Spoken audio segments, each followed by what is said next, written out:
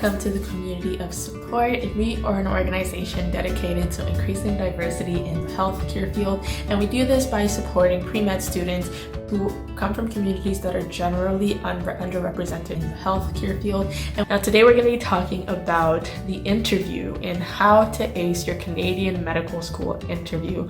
And before we begin, if you are watching this because you just got an interview invite and you do not know what to do next, I'm going to tell you the first thing you need to do is put down your device, whatever you're watching this on, and congratulate yourself, because it is a huge step to get an interview, and it is something you should be very, very proud of. You're probably wondering, who is this person and why should I care what she has to say?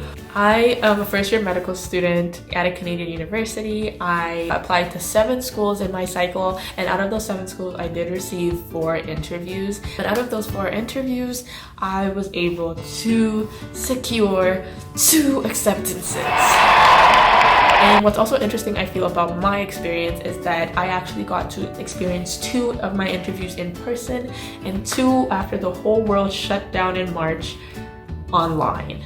And so I kind of have a little bit of experience on online interviews and in-person interviews. So I'm hoping that I can give you some valuable tips to make you successful in your interview, which will most likely be online this year. But if it's not online, I've still got you, my friends.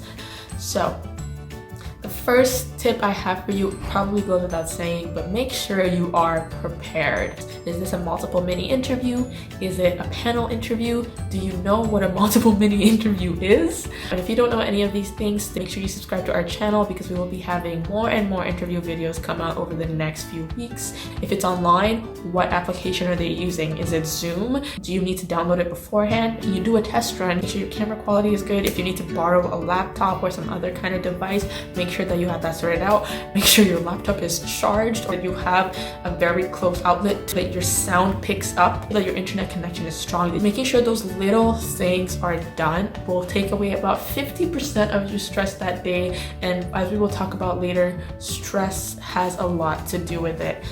Now this next step probably goes without saying: practice, practice, practice. I'm gonna give you the same advice that I received when I was applying. There are actually levels to which practice is valuable, and I'm going to tell you what those levels are. So the lowest level would be practicing by yourself. You are not objective enough to tell yourself what you were doing wrong all the time. You might not even see how certain things come across, so that is not enough, but it can have value. It is just the lowest value on the rank. The next thing I would say is practicing with friends and family, especially friends and family who have no connection to the healthcare field. Again, there is value to this. Other people will see things that you can't see. If you have no other options, of course you should practice with people around you, and actually you should make sure you get a range of different formats in anyway, so there is value to this. You should do it. The next level up, I would say, would be practicing with other applicants. Now this is very valuable because you all have an idea of how the process works. Of course, you have to be very careful to make sure that you're working with people who are giving good feedback that helps you grow, and make sure that you're being that person for them too. The next step above that, the best step, would be practicing with someone who has been through the process. It might be hard to find people like that if you don't know a lot of people, so that is completely understandable, but that is the highest value. Again, this is my opinions, but that's the ranking that I would give you. You should make sure that you hit each one of those tiers. Sometimes specifically practicing by yourself, I found, was really helpful after receiving good feedback. So there is value in it, and don't discount it completely. Also, when you're practicing, try your best to simulate real testing conditions. This is just something that I found that helped, but at some point when you practice, put on the clothes that you're going to interview in, and practice having a conversation and being confident in your answer and answering based on the timer. The timer is so important. If your answers are timed, which they most likely are, make sure you practice with timed answers.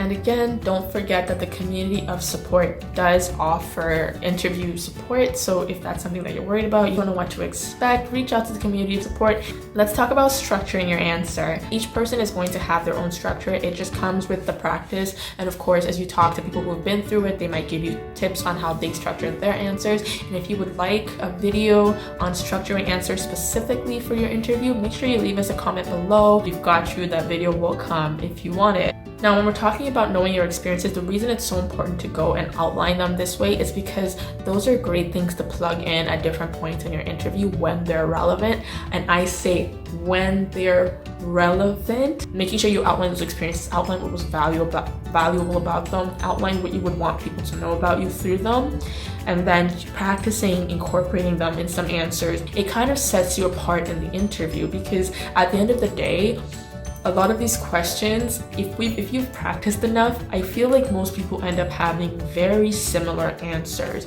Of course, there's some variability, but in general, everybody is, to a certain extent, is going to have similar answers. What sets you apart is your experiences. And sometimes it's very easy to throw that in there if it fits in the question.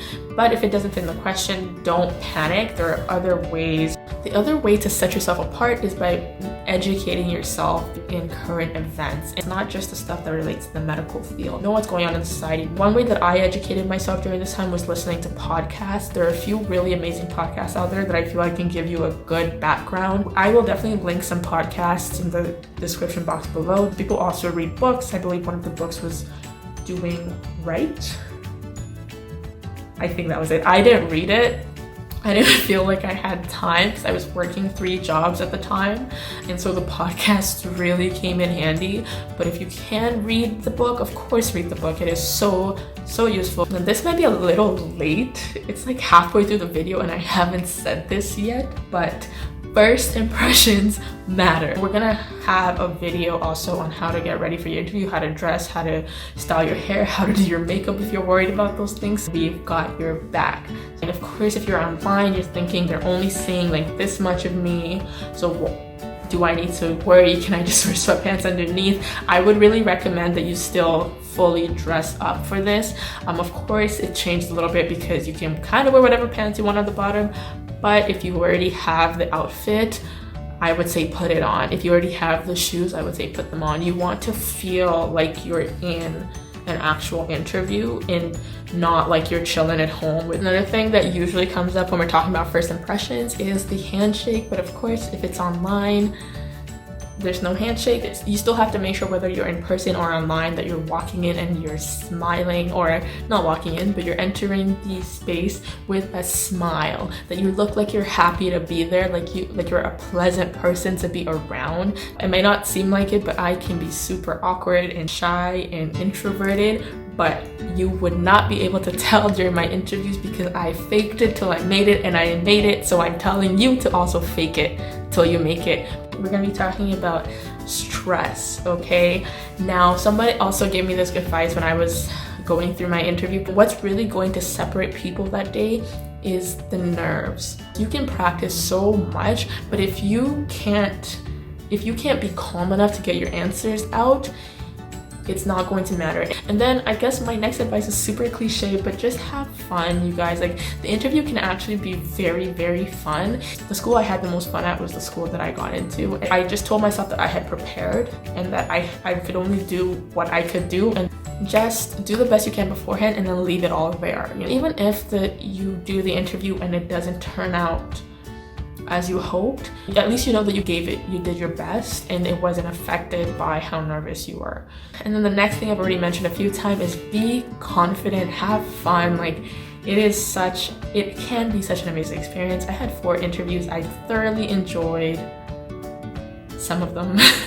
You are ready for this. They chose you to come to this interview for a reason. They didn't make a mistake, which I still think they do sometimes, but they didn't. And then the last thing you definitely should not do is ruminate. And I know this is easier said than done because I ruminated. Let it go. Close the laptop and go about your day. You need to treat yourself afterwards, no matter how you think it went. I hope that this has been helpful. If there's any one of those points that you want us to dive into, please make sure you subscribe and leave a comment. We We'll be rolling out interview videos over the next few months. Just anything that you have a specific question about, make sure you leave it in the comment. Make sure you follow us on all our social media to get an idea of what kind of supports the community of support will be providing. And we will see you next time. Thank you so much for watching.